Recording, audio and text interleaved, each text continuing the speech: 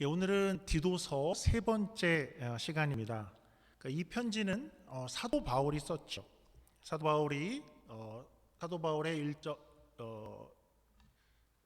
여정은 사도행전에 잘 기록이 되어 있듯이 1차, 2차, 3차 세계 여행을 마쳤고, 이제 사도행전 마지막 28장은 바울이 로마에 감금된 것으로 끝이 나게 됩니다. 이 편지는 언제 쓰여졌다 그랬죠? 그 사도행전 28장 로마 감금 더 이후에 쓰여진 편지입니다. 사도행전 28장 이후에도 자세한 여정의 기록은 없지만 바울이 여러 곳에서 선교 여행을 했다는 기록들을 우리가 다른 성경에서 찾을 수 있습니다. 그리고 그 여정 가운데 한 군데가 오늘 그레데라는 지중해 한가운데 있는 큰 섬, 그 섬도 있었죠. 바울은 그곳에서 한동안 가르쳤고 그리고 복음을 전하고 교회를 위해서 시간을 보냈을 것입니다. 그러다가 이제 바울이 그곳을 떠나 다른 곳으로 또 선교의 여행을 떠나게 될 즈음에 이제 그와 함께 그레데에서 사역하던 젊은 디도를 그곳에 남겨두게 되었었습니다. 왜 남겨두었을까? 이유가 있었겠죠. 우리 이유를 5절 말씀으로 보죠. 5절입니다. 내가 너를 그레데에 남겨둔 이유는 남은 일을 정리하고, 남은 일들이 있고 해야 할 일이 남아있고 이 일들을 정리해야 된다라고 합니다. 여기 정리하다라고 번역된 헬라어 원래 단어는 에피디오르소라는 단어인데, 이 단어에서 현대 영어의 정형외과 또는 치과 교정 이런 단어들이 나오게 되었습니다. 그러니까 이 단어의 뜻은 뭐냐 하면 어떤 어긋난 부분, 부러진 부분, 그런 뼈를 다시 맞추다, 치아를 제자리에 맞추다라는 그런 뜻을 가진 그런 단어입니다. 그러니까 사도 바울은 평생을 이제 교회를 세우고 가르치고 그 교회가 온전하고 건강하게 세워지기를 위해 평생 사역을 했는데, 이제 그런 바울이 그레데의 이 교회를 보기에 이제 온전해지고 더 건강해지기 위해서는 지금 구부러져 있는 것, 비뚤어져 있는 것을 바로 똑바로 해야 될 그런 필요를 생각하게 된 것이죠. 그냥 놔두면 안 되겠다. 뼈가 어긋나 있는데 그냥 두어서는 안 돼서 디도로 하여금 이제 이 일을 부탁한 것이었습니다. 디도에게 부탁한 첫째 일이 무엇일까? 되어져야 하는 일이 이것이었는데요. 5절을 계속해서 보죠. 5절입니다. 내가 명한 대로 각 성에 장로들을 세우게 하려 함이니, 장로들을 각 성에 세우라라고 이야기하지요. 우선은 각 성에라고 합니다. 우리가 우선 이번 기회에 잠시 초대교회의 그 모습을 좀 이해하면 좋을 것 같습니다. 초대교회는 그러니까 우리 현대 우리의 생각과 같이 어떤 그럴듯한 건물을 가지고 있지 않았었습니다. 그러니까 우리는 교회 이름들이 에베소 교회, 골로새 교회 이렇게 나오면 어떤 건물들을 머릿속에 이렇게 그리게 될 터인데, 그렇지 않았고 이 교회들은 주로 다 가정 교회들이었습니다. 그러니까 고린도 교회 그러면 고린도 교회 간판을 단 교회가 있었던 것이 아니고, 고린도에서 비교적 큰 집을, 거주 공간을 가진 그런 집에서 이들이 모이고 있었던 것이죠. 그리고 그것은 꼭 한 집일 필요는 없고, 그렇지 않고 여러 가정들이 그 집을 공개해서 여러 가정 교회들로 교회가 이루어져 있었습니다. 그러니까 그레데도 마찬가지였을 것입니다. 그레데 섬에 가면 이렇게 십자가가 달려있고 그레데 교회 간판이 있는 교회 건물이 있었던 것은 아니고, 그렇지 않고 그 지역에 여러 가정교회들이 있었고, 그것은 아마도 각 성에, 이 성은 마을이라는 뜻입니다. 각 마을에 흩어져서 모이고 있었던 것이죠. 그들이 함께 그레데 교회를 이루고 있었던 것입니다. 그래서 이제 각 성, 각 마을에, 그 각 공동체에 그 곳곳에 이제 리더가 필요하다입니다. 각 곳에 한 명이든 각 곳에 복수이든지 간에 이제 그 리더들을 세워야겠다라는 것이죠. 그래서 이 각 교회들의 이렇게 리더들을 세우는데 그들은 이제 각 공동체 흩어져 있는 그들 가운데에서 그들을 돌보고 이렇게 책임질 그 사람들이 필요한 것이었죠. 목사 한 명이 또는 어떤 슈퍼스타 두어 명이 이 모두를 다스릴 함께 할 수 없어서 그래서 이제 필요하게 된 것이었고 작은 공동체마다 리더들이 필요하다인 것입니다. 그러면 어떤 사람을 세워야 될까요? 아무나 합시다. 자원자 있습니까? 아무나 하죠. 돌아가면서 하죠. 그럴까? 사실은 이 일은 그렇게 할 수는 없는 너무나도 엄중한 일이었습니다. 성도들을 또 교회를 책임져야 하는 그러한 자리이기에 가벼이 할 수 없었죠. 바울은 그래서 이 일에 기준을 둡니다. 아마 최소한의 기준일 것입니다. 가장 먼저 생각해야 되는 그런 기준일 것입니다. 우리 5절을 다시 보죠. 5절입니다. 여기 내가 명한 대로라는 그런 표현이 등장하죠. 내가 명한 대로 가성의 장로들을 세우게 하려 함이니인데 이 구문은 헬라어 원문을 보면 내가 명한 대로는 내가 명한 대로 일꾼을 세워 거기에 강조가 있는 것이 아니고 일꾼을 세우되 어떻게 세우냐면 내가 명한 대로 내가 명한 그 기준대로 세워라 그 내용을 거기가 강조가 있는 것입니다. 내가 명한 기준대로 세워라입니다. 그러면 이제 바울이 명한 대로 명한 기준이 뭐냐 하는 것이 이제 나오겠죠. 그 기준들이 이어지게 되는 것입니다. 그런데 잠시 우리가 여기까지 이렇게 읽으면 이제 어떤 분들은 분명히 이렇게 생각하는 분들이 있을 것입니다. 이거는 나와는 별로 상관없는 이야기겠구나 그런 생각을 한 분들이죠. 아니 이거는 장로의 기준이라며 자격이라며 나는 굳이 장로 안 할래. 오늘 장로 될 사람은 이 설교를 분명히 잘 들어야 될 거야. 이런 것들을 조심해야 돼. 맞는 말이긴 하지만 그래서 나는 안 들어도 될 것 같아. 그러냐 하면 그렇지 않죠. 군대라는 공동체를 가면 거기는 주특기라는 것이 있습니다. 군대를 다녀오신 분들은 다 그것을 갖고 있을 겁니다. 어떤 운전병이 있을 수 있고 무전병, 통신병이 있고 또 취사병, 의무병, 스나이퍼 같은 저격수의 어떤 특기를 가진 그런 사람들도 있죠. 그런데 생각해 보면 이런 전문성들은 이런 것은 엄밀하게 말해서 군대 안에서 모든 이들이 이런 것들을 다 잘해야 되는 것은 아니죠.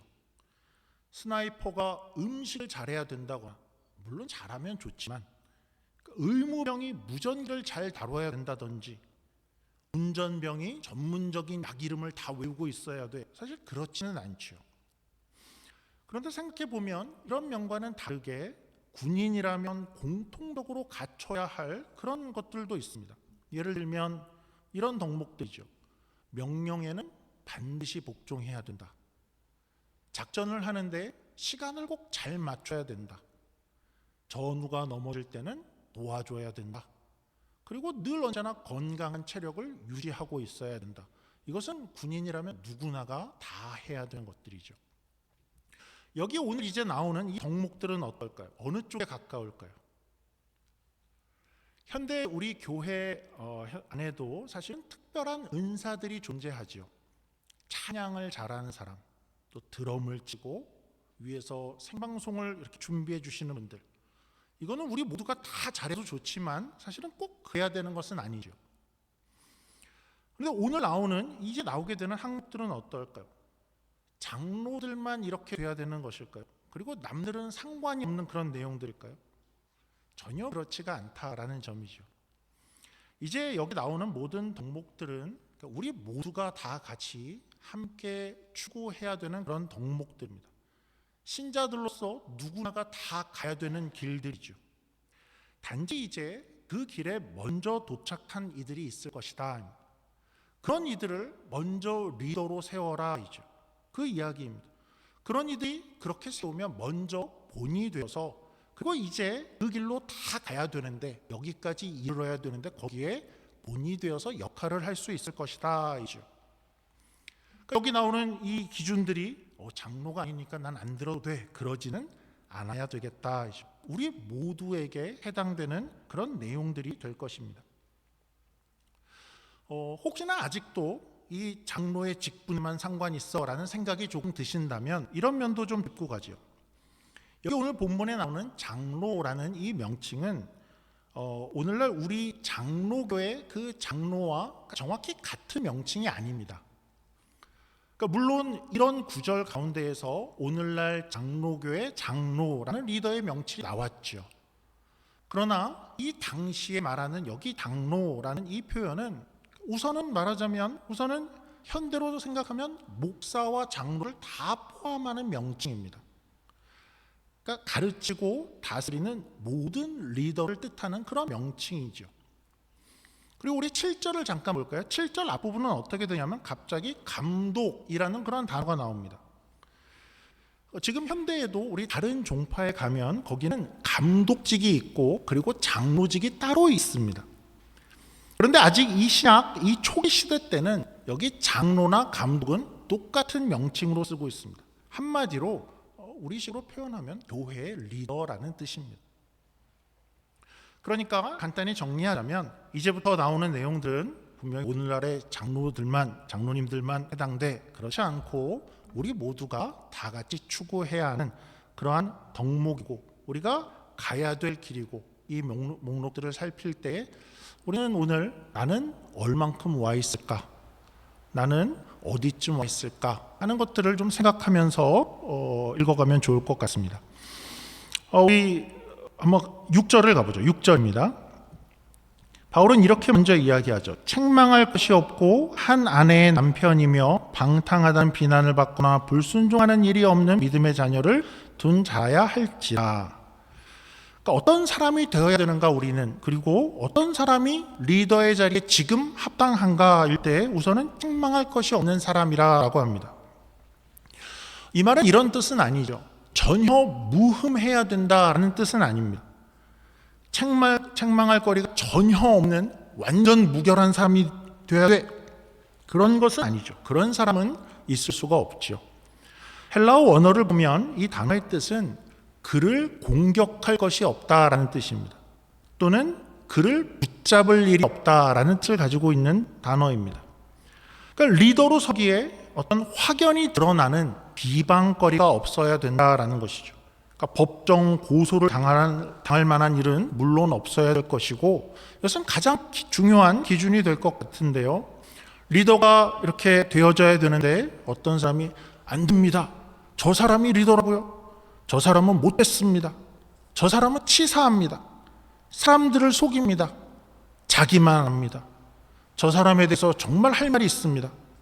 그러니까 이렇게 붙잡힐 만한 일이 없는 사람이어야 된다라는 뜻이죠.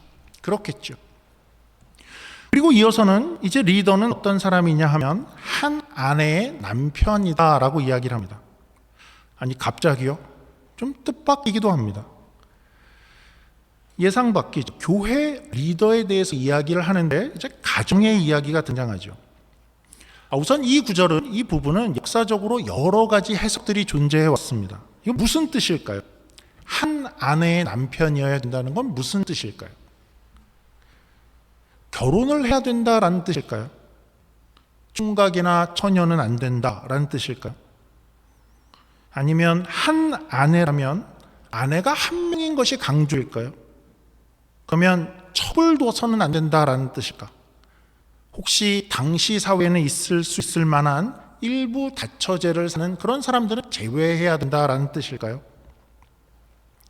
가장 좋은 해석은 아마도 당시 시대적으로 문제였던 어떤 성적으로 부도덕한 그런 사람들, 그러니까 그로 인해서 가정을 혼란케 하는 사람, 가정과 또 배우자에게 신실하지 못한 사람을 제외하려는 것이었을 것입니다.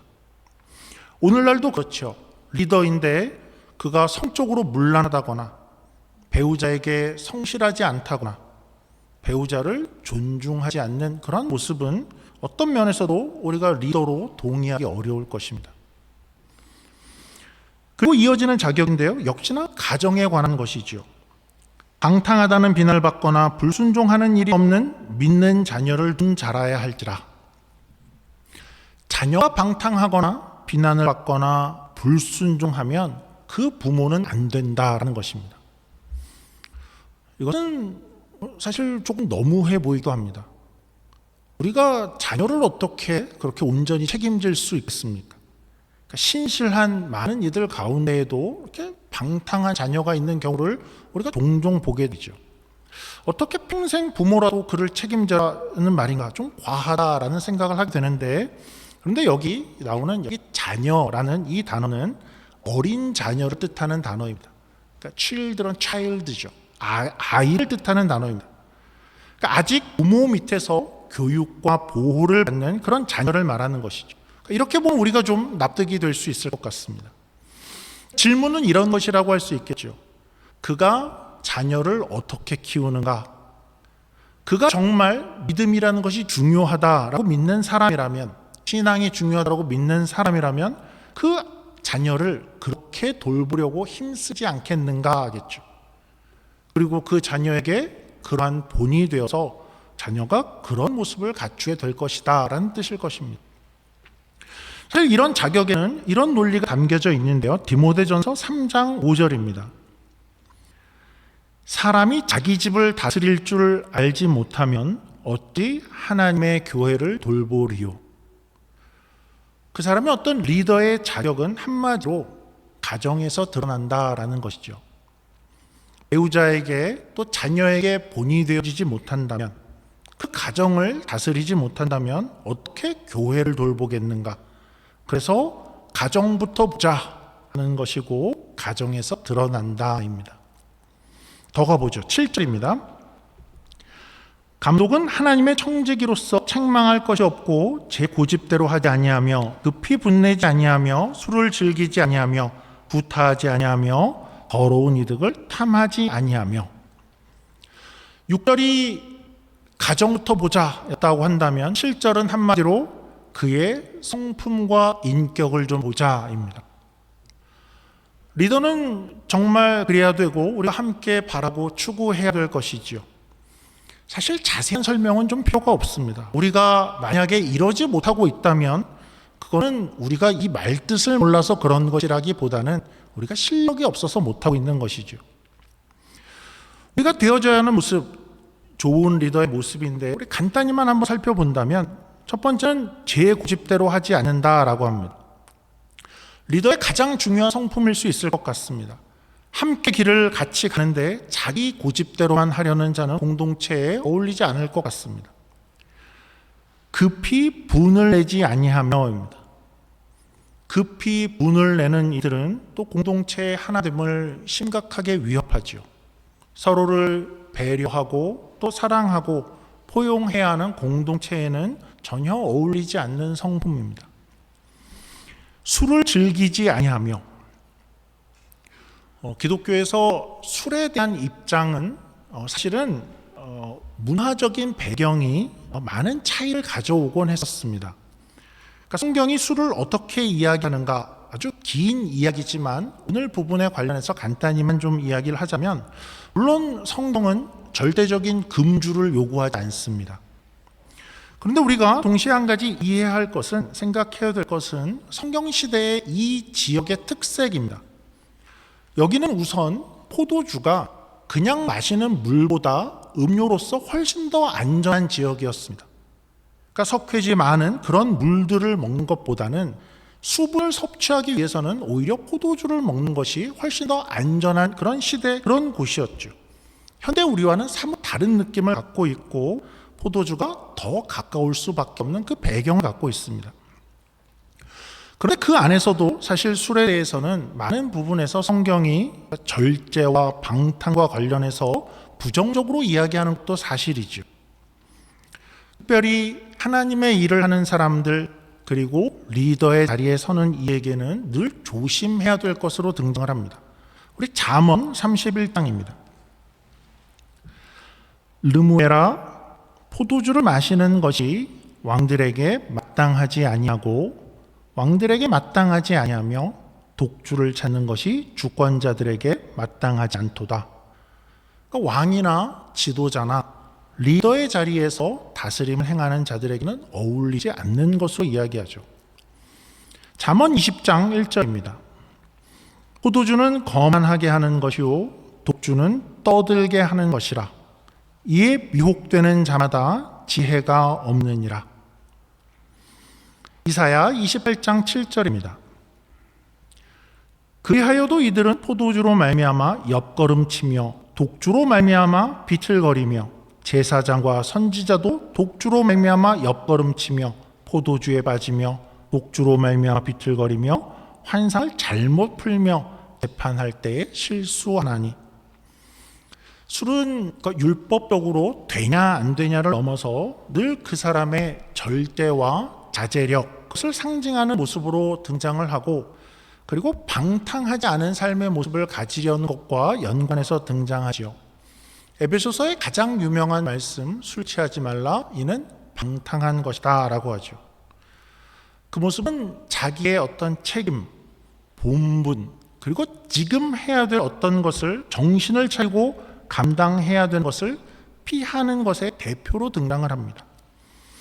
그러니까 어떤 이가 우리 공동체 안에서 늘 그것을 찾고 그것에 의존하고 절대하지 못하는 선에서 즐기는 이가 있다면 아마도 리더의 본으로서는 합당치 못할 것은 분명해 보이지요.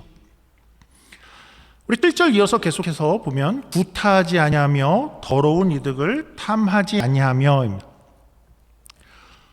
구타는 현대보다는 고대에 훨씬 더 큰 문제였을 것입니다. 가부장적인 사회고 또 신분 사회 아래서 종과 노예가 있는 곳에서 큰 문제였을 것입니다. 현대에는 이것이 너무나도 명백한 명령 같아 보이지만 우리가 조금 더 적용을 해본다면 이런 뜻을 가질 것 같습니다. 자기보다 약한 이를 폭력적으로 억압하지 말아라. 약한 자를 착취하지 말아라. 직원을 폭력적으로 이용하지 말아라. 그런 착취하고 괴롭히는 모습일 것 같죠. 우리 8절 보겠습니다. 8절입니다. 오직 나그네를 대접하며 선행을 좋아하며 신중하며 의로우며 거룩하며 절제하며. 우리가 가야 할 길이고 리더의 모습인데요. 이렇게 이야기하죠. 리더는 나그네를 대접한답니다. 사람들을 환대하고 섬기는 사람입니다. 이웃을 섬기고 새 가족을 대접하고 선행을 즐겨하죠. 선행에 앞장섭니다. 그리고 그는 신중합니다. 의롭습니다. 거룩합니다. 절제합니다. 이 목록들이 어떤가요? 우리는 얼만큼 이런 사람들이 되어져 가 있나요? 많이 합당할까요? 아니면 우리는 이 방향으로 그래도 가고 있는 중일까요? 바울은 이제 이 시점에서 교회 안에 이런 사람을 세우라라고 이야기합니다. 그러면 어떤 절차를 거쳐야 될까요? 누가 이런 사람인지는 누가 결정할 수 있을까요? 누가 그렇구나 하는 것은 누가 알아볼 수 있을까요? 이 편지를 바울이 지금 디도에게 보내는 것이니까 디도가 이제부터 누가 합당할까 하는 것을 판단해야 될까요? 후보자들을 이렇게 늘어놓고 디도가 가장 조건에 맞는 사람이 누굴까 하고 선택을 해야 될까요? 사실 그렇지 않지요. 생각해보면 디도도 여기 지금 토박이가 아닙니다. 이 지역 안에, 이 교회 안에, 이 공동체들 안에 누가 이런 사람을 가장 잘 알까요? 함께 살아온 사람들이, 그 공동체가 제일 잘 알지요. 그런 면에서 리더의 조건은 한마디로 다시 표현하자 그러면 이렇게 표현할 수 있을 것입니다. 리더에 합당한 조건, 리더가 되는 사람은 한마디로 공동체에서 인정을 받는 사람이다. 그렇게 인정을 받을 만한 가정과 인격과 성품에 인정을 받는 사람이어야 된다라고 표현할 수 있을 것 같죠. 자, 그런데 오늘 이렇게 말씀을 보면 물론 우리는 여기서 우리가 그런 것을 발견했죠. 우리가 다 같이 가야 될 그 모습이 어떤 길일까? 그리고 지금 리더가 선다면 어떤 사람들이 서야 되냐? 리더의 자격, 조건을 여기서 우리가 볼 수 있지만 그것과 함께 좀 더 멀리 떨어져서 큰 그림으로 이 본문을 바라본다면 우리는 여기서 우리로 하여금 교회의 핵심이 무엇인가 하는 것을 또 발견할 수 있습니다. 여기 그래도 교회의 문제가 무엇이었죠? 우리가 지지난 시간 우리가 같이 생각했듯이 여기는 지중해 섬의 상인들이 많은 곳이고, 그리고 그리스 신화가 이렇게 거기에 심취해 있는 영향을 끼친 곳이었고, 잘못된 지식들이 많은 곳이었고, 조직도 정비되지 않은 곳이었죠. 그리고 그레데 사람들은 거짓말쟁이였고 게으름뱅이들이었고 탐욕을 부리는 이들이었습니다. 그런 환경 속에서 아직 그레데 교회는 도덕적으로나 신앙적으로 잘 성숙된 그런 수준에 아직 못 이루고 있는 그런 상황이었죠. 그런 지경이었습니다. 이제 이 많은 문제를 어떻게 풀어가야 될까요? 교회에 남은 일이 정말 많고 정비돼야 될 것들이 많고 구부러진 것은 펴야 되고 뼈가 부러진 것도 제자리를 찾아야 되는데 무엇이 필요하다는 것일까요? 빨리 조직을 만들고 장로제도 할 것인가? 시스템을 만들 것인가? 바울은 뭘 먼저 하고 있냐 하면 사람을 찾고 있죠. 교회가 바로 서는 데에 가장 중요한 핵심은 그 교회 안에 좋은 리더들이 서는 것입니다. 사람이 세워지는 것이죠. 그러고 보면 교회라는 곳은 조직을 만들어 놓고 거기에 사람을 채우는 곳은 아니지요. 오히려 리더들이 세워지니 그 리더가 돌보는 사람들이 생겨서 자연스럽게 그 리더를 따라서 조직이 이루어지는 곳이 교회이죠. 그런 차이가 있죠. 교회는 사람이 중요한 것인데, 그래서 어떤 사람일까? 어떤 이가 좋은 리더입니까?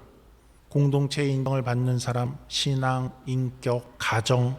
그래서 더 줄여서 표현하자 그러면 좋은 리더의 가장 중요한 핵심 어떤 사람인가 하는 것은, 좋은 리더는 좋은 사람입니다.